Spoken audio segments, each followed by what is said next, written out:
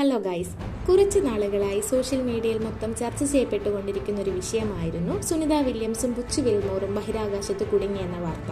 പക്ഷേ 9 മാസങ്ങൾക്ക് ശേഷം വിജയകരമായി അവർ ഭൂമിയിലേക്ക് തിരിച്ചെത്തിയിരിക്കും. എന്നാൽ ഈ 9 മാസം അവർ എവിടെയായിരുന്നു?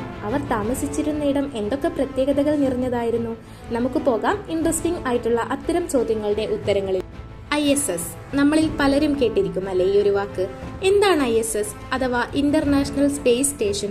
ലോകത്തിലെ ഏറ്റവും വലിയ ബഹിരാകാശ വീടാണ് ISS. സാധാരണ ഒരു വീടിന് അവകാശിയായിരിക്കുക ആരൊക്കെയാണ്? ഒരു വ്യക്തിയോ അല്ലെങ്കിൽ കുടുംബാംഗങ്ങളോ ആയിരിക്കും അല്ലെ. പക്ഷെ ഇവിടെ ബഹിരാകാശത്തിലെ ഈ വീടിന് 16 രാഷ്ട്രങ്ങൾ ഉടമകളാണ്. കൗതുകം തോന്നുന്നുണ്ട് അല്ലേ? അതെ, ISS എന്നത് ഭൂമിയിൽ നിന്ന് ഏകദേശം 400 കിലോമീറ്റർ ഉയരത്തിലാണ് ഈ ബഹിരാകാശ വീട്. ഈ ബഹിരാകാശ വീട് ഒരു ബഹിരാകാശ ലബോറട്ടറിയായി നമുക്ക് കാണാം, അഥവാ മനുഷ്യനെ ബഹിരാകാശത്ത് ജീവിക്കാൻ പഠിപ്പിക്കുന്ന സ്ഥലം. ISS ഭൂമിയെ മണിക്കൂറിൽ 28,000 കിലോമീറ്റർ വേഗത്തിൽ ചുറ്റി സഞ്ചരിക്കുന്നു. അതിനാലാണ് ISS ഭൂമിയുടെ ഭ്രമണപഥത്തിൽ താങ്ങി നിൽക്കുന്നത്. ISS നാസയുടേത് മാത്രമല്ല, ഇതിൽ 16 രാജ്യങ്ങൾ ഉൾപ്പെടുന്നു. America, Russia, Japan, Canada, Europe തുടങ്ങിയ രാജ്യങ്ങൾ. ISSൽ ഭൂരിഭാഗം സമയവും ബഹിരാകാശ യാത്രികൾ പരീക്ഷണങ്ങൾ നടത്തുന്നു.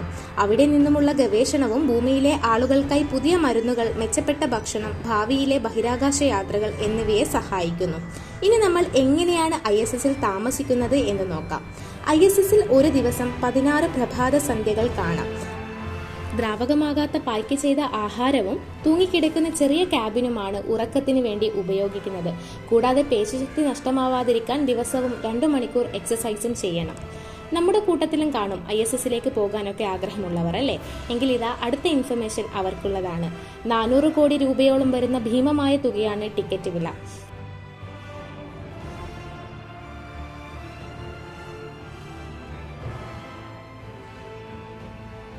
നാസയും സ്പേസ് എക്സും ഇന്ന് ബഹിരാകാശ ടൂറിസം ഒരു വാസ്തവമാക്കുകയാണ്.